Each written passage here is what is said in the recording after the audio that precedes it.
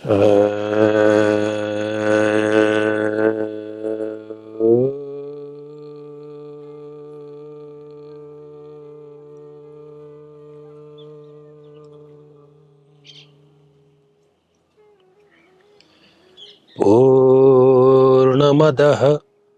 पूर्णमिदं पूर्णात् पूर्णमुदच्यते पूर्णस्य पूर्णमादाय पूर्णमेवावशिष्यते।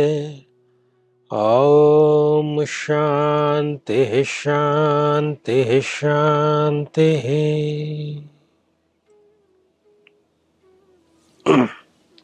आचार्य जी, लॉ ऑफ कर्मा, इसकी चर्चा बहुत सुनी है। कर्म का सिद्धांत, किस कार्य को करने पर कैसा फल मिलेगा, इसी के बारे में अक्सर सुनने को मिलता है।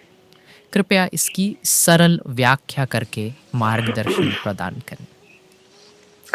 देखिए, इस कर्म के सिद्धांत की, लॉ ऑफ कर्मा की, जिसकी सर्वाधिक चर्चा है, जैसा अभी आपने बताया कि अमुक कर्म को करने से अमुक फल मिलेगा, भलाई करने से भलाई मिलेगी, बुराई करने से बुराई मिलेगी, ये अपनी जगह पर ठीक है। लेकिन जो real meaning law of Karma का है, कर्म सिद्धांत का है, उसमें 4 बिंदु हैं। जो मूल सिद्धांत है कर्म का, जो बेसिकली लॉ ऑफ कर्मा है, वो ये जो लोक जीवन में प्रचलित है वो नहीं है। उसके 4 ही बिंदु हैं, 4 उसके सूत्र हैं, उसमें ये लॉ ऑफ कर्मा पूरा का पूरा सिमट जाता है। सबसे पहला कि कर्म करने पर आपका अधिकार है। कितनी सुंदर बात है, कितना बड़ा अधिकार परमात्मा ने, प्रकृति ने, ईश्वर ने आपको प्रदान किया है कि कर्म जैसी चीज पर आपका अधिकार है। कोई कर्म करने से आपको रोक नहीं सकता। कर्म करने पर आपका अधिकार है। दूसरा, कर्म के फल पर आपका अधिकार नहीं है। अब आप मानो ना मानो, गलत फहमी में रहो, लेकिन यह सत्य है। यह दूसरा सूत्र है कर्म के सिद्धांत का कि कर्म के फल पर ना तो आपका अधिकार था, ना है, और ना कभी हो सकेगा। तीसरी चीज, फिर कोई ये ठान ले कि मैं तो ऐसा ऐसा फल मिलेगा तो ही मैं ये कार्य करूंगा, इस प्रकार का विचार नहीं रखना चाहिए। और चौथा और अंतिम सूत्र इसका कि फिर कोई ये कहे कि फिर तो मैं, जब फल मेरी इच्छा के अनुसार नहीं होने वाला, कुछ अज्ञात ही है, पता नहीं क्या है, तब तो फिर मैं कर्म करूं ही क्यों? कर्म का त्याग कर देना गलत है।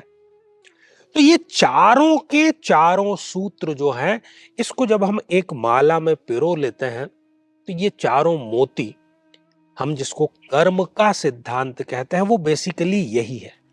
लॉ ऑफ कर्मा बेसिकली यही है। और आप इसको जीवन के प्रत्येक क्षेत्र में, जीवन की प्रत्येक परिस्थिति में अक्षरशः अप्लाई कर सकते हैं। क्योंकि यहां पर फल की बात है। मान लीजिए कि एक व्यक्ति है और उसके पास में आम की एक गुठली है जिसको कि वो बोना चाहता है, क्योंकि उसको एक आम का जो पौधा है, एक वृक्ष है, वो लगाना है। तो कर्म पर तो उसका अधिकार है ही, पहली बात, पहला सूत्र। वो गड्ढा खोदना उसके हाथ में है, उसमें खाद बीज डालना उसके हाथ में है, उसकी सेवा शुश्रूषा करना उसके हाथ में है, कर्म करना उसके हाथ में है, कर सकता है। लेकिन क्या वो पौधा सुरक्षित रहेगा? उसमें कोई कीड़ा नहीं लग जाएगा? वो कहीं बाढ़ तूफान से नष्ट हो जाएगा? कुल मिलाकर के वो फल देगा या नहीं देगा, वो उसके हाथ में नहीं है। ये कटु सत्य है। फिर तीसरा सूत्र क्या कह रहा है कि फिर कोई ये ठान ले कि भाई मैंने जो आम का पौधा लगाया है उसमें बड़े सुंदर, बड़े रसीले आम आए, ये मेरी शर्त है, तो ही मैं फिर ये पौधा लगाऊं।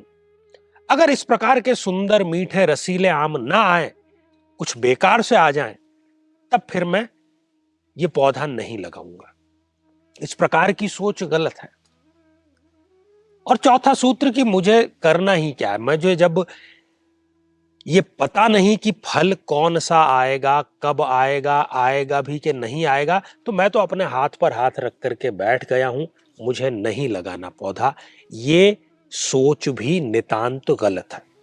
तो ये चारों सूत्र आप इसको अप्लाई कर सकते हैं। मान लीजिए कोई विद्यार्थी है, वो सिविल सर्विसेज की तैयारी कर रहा है।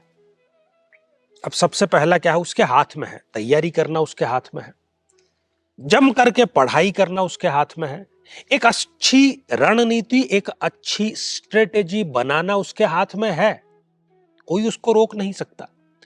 परिस्थितियां आगे पीछे हो सकती हैं, लेकिन उसके हाथ में यह कभी नहीं है कि उसका सिलेक्शन हो ही जाएगा।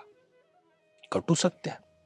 फिर तीसरा सूत्र इस पर आप अप्लाई कर दीजिए कि वो स्टूडेंट ये कहे कि भाई मुझे तो proper IAS, Indian administrative service मिलेगी तो ही मैं इस सिविल सर्विस के एग्जाम में बैठूंगा। मुझे IFS नहीं चाहिए, मुझे IPS नहीं चाहिए, मुझे कोई भी दूसरी अलाइड सर्विस नहीं चाहिए। ये सोच नितांत गलत सोच है। और फिर चौथा सूत्र वो कहे कि भाई जब सिलेक्शन मेरे हाथ में नहीं है तो मैं तो फिर एग्जाम ही नहीं दूंगा। तो फिर तो कुछ होना जाना ही नहीं है।